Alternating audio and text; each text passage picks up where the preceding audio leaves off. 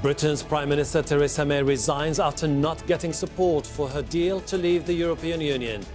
Can her successor unite Parliament and the country? And what will a change of UK leadership mean for Brexit?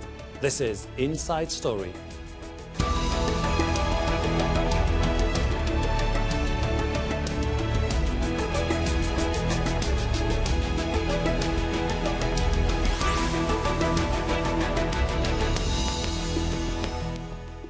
Hello, welcome to the programme. I'm Hashem Ahelbarra. Brexit brought UK Prime Minister Theresa May to power, and it was ultimately the issue that forced her out. Debate on Britain's departure from the European Union exposed deep divisions in the country, and May faced intense pressure to step down after Parliament repeatedly rejected her withdrawal deal with the EU. On Friday, she announced she will resign on June the 7th. She'll be a caretaker Prime Minister until her governing Conservative Party elects a new leader. May urged politicians to find a compromise to deliver Brexit. It will be for my successor to seek a way forward that honours the result of the referendum. To succeed, he or she will have to find consensus in Parliament where I have not. I will shortly leave the job that it has been the honour of my life to hold. The second female Prime Minister, but certainly not the last. I do so with no ill will, but with enormous and enduring gratitude to have had the opportunity to serve the country I love. The race is now on to find May's successor. The contest will pit politicians who want a clean break from the EU against those who favour close ties with the bloc. But European leaders say they're worried about how the new Prime Minister will handle Brexit. As anyone can see, British politics is consumed by Brexit and will be consumed by Brexit for a very long time. It means that we now enter a new phase when it comes to Brexit, and a phase that may be a very dangerous one for Ireland. El Brexit duro. Under these circumstances, a hard Brexit appears to be a reality that is near impossible to stop. The British government, the British Parliament, are solely responsible for a no-deal exit and its consequences.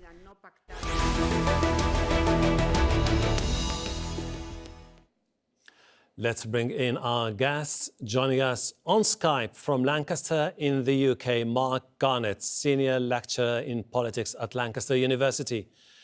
In London, Jonathan Liss, Deputy Director, British Influence, a pro-European think tank. And also on Skype from Bologna in Italy, Matthew Goodwin, Professor of Politics and International Relations at the University of Kent. Thank you to you all for joining us. Mr. Garnett, what led to May's downfall? Was it her failure to deliver Brexit, or just simply because she couldn't manage to heal the political divide she inherited? Well, I think you could say that Mrs. May's departure is kind of inevitable for two reasons. The first one, after the general election of 2017, which she had called and then fought very much on a campaign which revolved around herself and her plans for Brexit, when that general election resulted in the loss of the Conservative Party's overall majority in Parliament, well, from that time on, Mrs. May's days were numbered. It was clear she would never be allowed by the party to fight another election as leader.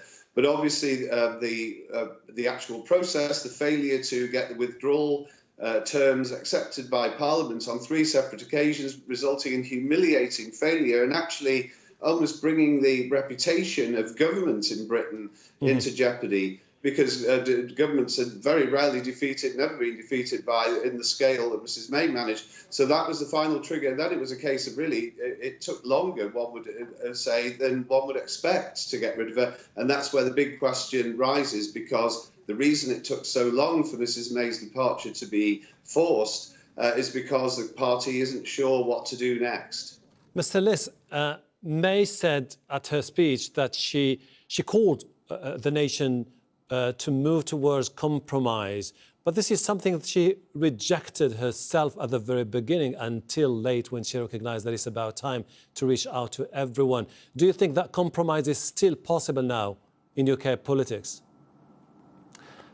That is a very good question, because British politics has become totally polarised in the last 3 years. Now, you're absolutely right that Theresa May resolutely failed to reach out to her opponents and indeed to her colleagues for the first 2.5 years of her premiership. And when she finally did so, it was much too late.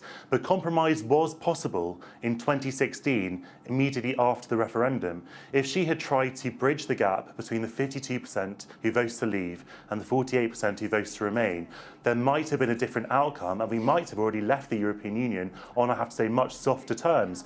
But because she failed to do that, she has helped to engender a situation in British politics where you have ditched the middle ground of a soft Brexit, and now we're either talking about a no-deal Brexit, which will be incredibly harmful for the economy, or revoking Article 50 and actually remaining. Neither of these two options were even thought about in 2016, and now either of the two seems inevitable. Mr. Goodwin, could Theresa May's departure trigger a new debate on a new referendum to avoid a no deal in the UK? Well, thank you for having me. I think Mrs May's departure will inevitably see the Conservative Party move toward a harder vision of Brexit and will increase government preparation for a no-deal Brexit. And I think as we get closer to the deadline in October, that will inevitably have another effect, which will be to see Parliament push back against the prospect of a no-deal Brexit, perhaps even issuing a vote of no confidence in the next government. And indeed, that is when we get into general election or second referendum territory. And that second referendum may well be something that has a sort of no deal, a kind of more meaningful break from the European Union on the ballot, with perhaps Remain or Article 50. It's too early to say. I think personally a general election is a little bit more likely over the longer term than a second referendum. But we are going to see fundamental changes within the Conservative Party from here on. Let's have a look at all the possible scenarios. Mark, Mrs May failed to deliver on what David Cameron handed over, and then it falls on the shoulders of the new Prime Minister to decide whether to deliver Brexit or to go for a no deal. Which of these is the most likely scenario in the near future? You quite rightly said, the thing which has become much less likely now is the compromise. When Mrs May became Prime Minister, some observers, including myself, thought that this did present the best opportunity of bridging the divisions in British society. Now, in fact, what Mrs May did was to edge towards a much harder Brexit than people expected, and that really caused all the trouble. From that time on, when she established her so-called red lines, then the whole debate, I think, became more and more geared towards the extremes. And so, as things stand at the moment, it is much more likely that her successor will be a much more determined Brexiteer than she ever was. However, the Parliament isn't going to accept a harder Brexit. And so it seems to me that this has got to be resolved by some kind of consultation beyond Parliament, some kind of consultation with the people. Now, if Boris Johnson, we'll perhaps talk about leadership contenders later, but if a certain type of person becomes leader, a general election is completely unavoidable, in my view. Any controversial character who's chosen by the Conservative Party as Prime Minister without consulting the people is going to have a very difficult time and probably will be subject to a vote of no confidence. So I think at the moment, all the cards as usual are thrown in the air by these developments. What is much more likely now is one of those two extreme options. The middle ground has really caved in. Jonathan, are we talking here about a race that could be nasty, chaotic, that could have far-reaching repercussions for the future of the Tories? If there's a no-deal Brexit, you mean? Look, I think that a no-deal Brexit, I agree with both my colleagues here that the Tory party is going to move much closer towards a no-deal Brexit, because that is where the Tory membership is, and that, after all, is who is going to elect the new Prime Minister. So Boris Johnson, or whoever it is going to be much more relaxed about no deal than Theresa May was. But that would spell disaster for both the Tory party and, more importantly, for the country. And so Parliament would, I agree, step in and ensure that doesn't happen. And that's why I think that a general election is likely, not in the immediate short term, but within a year. But then that still isn't going to answer all the question, because a second referendum is ultimately going to have to be the answer, because a general election is going to sort of be a broad brush approach to delivering a new Parliament and a new government. But the British people will ultimately have to decide if they want to continue with the path that they set in motion in 2016. Matthew, I mean, if we look at the list of the contenders, Boris Johnson comes up on top of the list, but he's widely seen as someone who's very divisive figure. Is this an advantage, or do you think this could be a fatal weakness? Well, the Conservative Parliamentary Party is unquestionably now beginning to rally around Boris Johnson.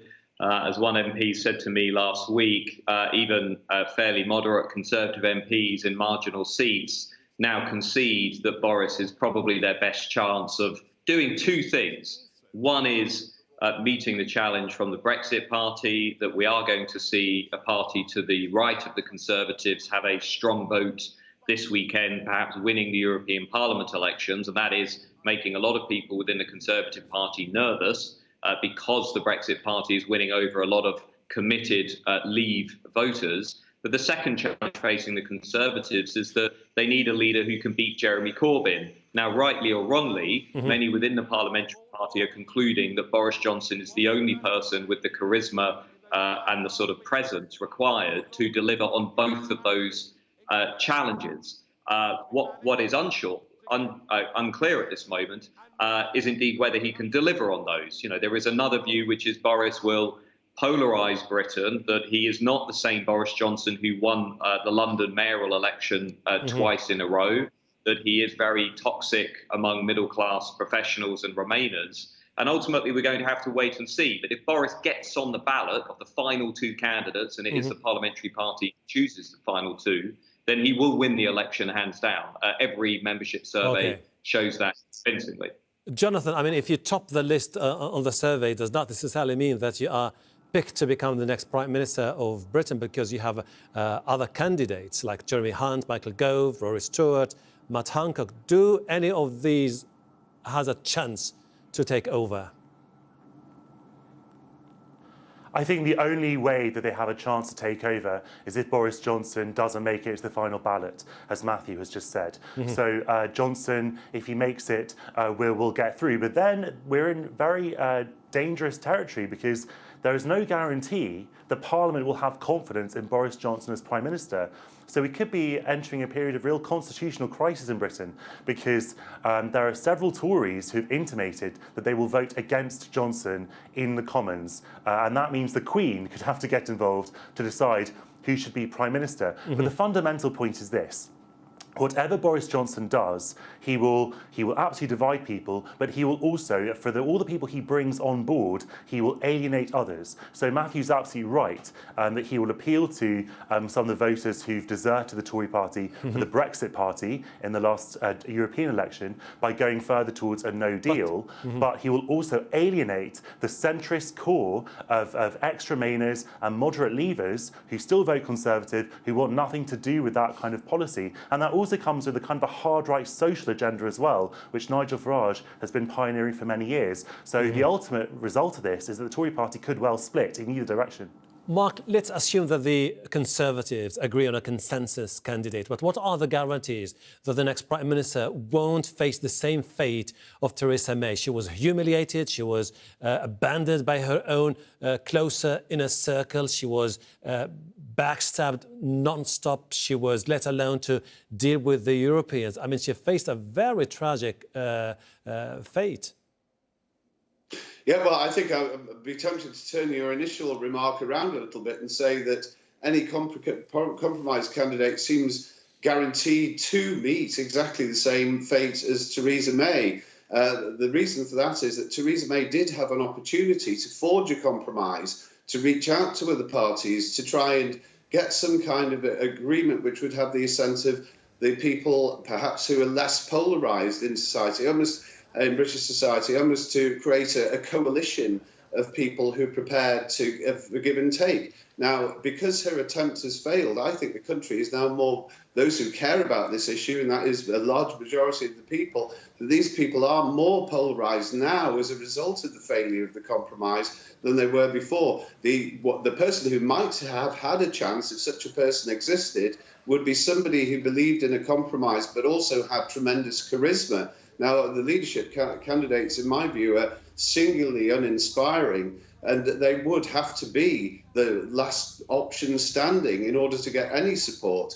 And so, although there's Dominic Raab, who is a kind of slightly, certainly less colourful character than Boris Johnson, equally a hardline Brexiteer, he's a possible fallback option. But none of these fallback options are going to do what my other two colleagues have been talking about, to actually galvanise Conservative support and stand a chance of winning a general election against Jeremy Corbyn, who, for all his controversial aspects, is somebody who has kind of been able to play a waiting game on Brexit, and it hasn't got the wounds on his back that any Conservative leader inherits Mrs May's wounds as well as her crown.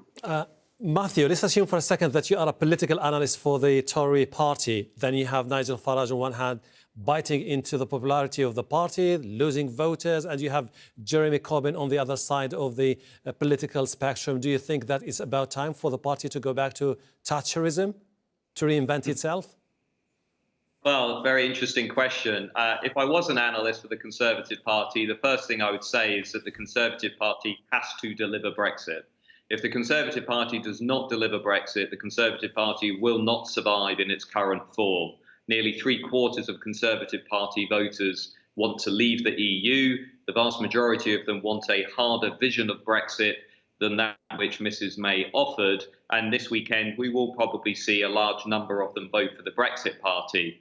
However, the Conservative Party is also hemorrhaging support in other areas of the country where Jeremy Corbyn and Labour or the Liberal Democrats are doing much better.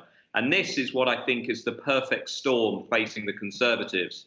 On the one hand, they lose votes to Nigel Farage and the Brexit Party because they are unable to deliver a meaningful Brexit. But on the other hand, what we may see at the next election are the Liberal Democrats retaking seats they lost to the Conservatives in 2015, and also Labour taking seats from the Conservatives beyond London in parts of the southeast. Because ultimately, whoever takes over has very little room for manoeuvre on Britain's political map.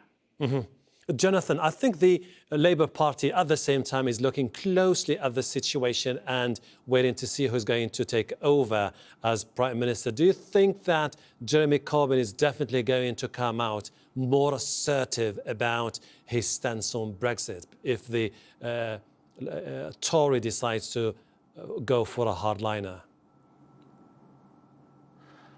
That is the $64,000 question, because right now, Jeremy Corbyn's triangulation and prevarication is what is saving the Tory party in some ways, because the Tory party has taken a clear line on Brexit and is going to almost certainly go harder with a new Prime Minister. But Jeremy Corbyn isn't mirroring that in the other direction. And so what Corbyn is doing in trying to please everyone is he's actually alienating everyone. Leavers don't trust him to deliver Brexit. Remainers don't trust him to get behind a second referendum. And that's why the Labour Party is hemorrhaging votes 3-1 to Remain parties, with about a quarter of those, I think, going to more Leave parties. So if Corbyn does finally see the writing on the wall, if you like, and realise that the answer for him must be to back unequivocally a second referendum, then he will put himself in a very, very good position to take power. But if he continues this sort of walking the line between the two camps, the Tory party might just clinch it. But to go back to something that Matthew said, I think he's absolutely right that the Conservative Party's survival depends on delivering Brexit. But the Conservatives' survival also depends on not delivering it, because the second that you deliver Brexit in whatever form, you will alienate a lot of the voters who actually decided that, because it won't be what they wanted. Which takes me to talk a little bit more about now the European Union. Mark, what does the resignation of Theresa May mean for Europe? Well, there's yet another twist in the tale, which I think has brought a lot of sympathisers, Britain's sympathisers in Europe, to the edge of despair. And they will, I think, quite rightly see that Mrs May's successor is going to make things an awful lot more difficult. Preparations for a no-deal Brexit already underway. They're going to have to be, I think, stepped up to a certain extent. There will be no desire to renegotiate the terms. That's been made adamantly clear all the time. I think there will obviously be encouragement, a subtle encouragement of the idea that this needs to go back to the British people. So I think that the EU's position, the response to Mrs May's departure, will be one of obvious sympathy and regret for her personally, but that really they'll keep the same position with a slightly increased awareness that this is likely to result in the thing that everyone wanted to avoid, which is a no-deal Brexit and really a very severe time in relations between Europe and Britain. Matthew, who would wish to become the next Prime Minister of the UK if he has only 2 months to come together with a new plan that would mean a huge difference for the country? So it's either going to be a no deal or a new deal with the EU. I mean, how can you work out the details of such a mammoth task within 2 months? Well, that's a great question. If you are a hard Eurosceptic like Boris Johnson or Dominic Raab, you have been talking with your colleagues and developing a plan behind Theresa May's back for some time.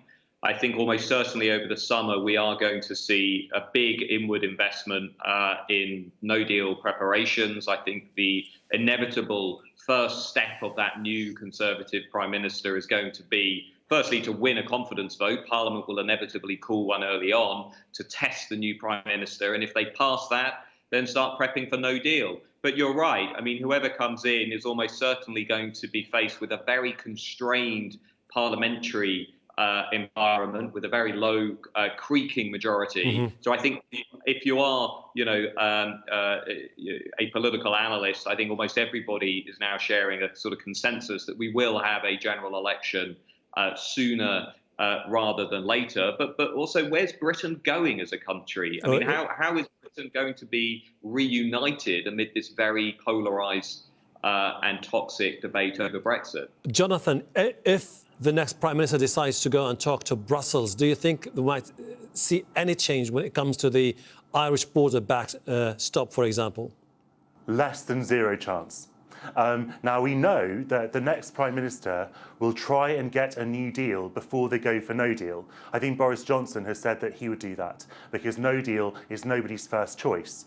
So, ironically, the first thing that the new Prime Minister will have to do is seek an extension from the EU because there will simply be no time. The Prime Minister will come in July, announce his or her plans to conference in October, and then Brexit Day is 31st of October. So ironically, for a Prime Minister-elect to leave the EU, the first thing they will be doing is to ask the EU to stay in it. But then the EU will be under will have no incentive whatsoever to bow to that Prime Minister's will. I have less than a minute, and this is going to be my last question to Mark. Mark, those who sold the idea of Brexit to the British people, one of the big ironies of this situation is that the people who fought hardest for Brexit were not given the job of cleaning it up. Well, now, cleaning up the mess, now they have got that, and we'll see what they do.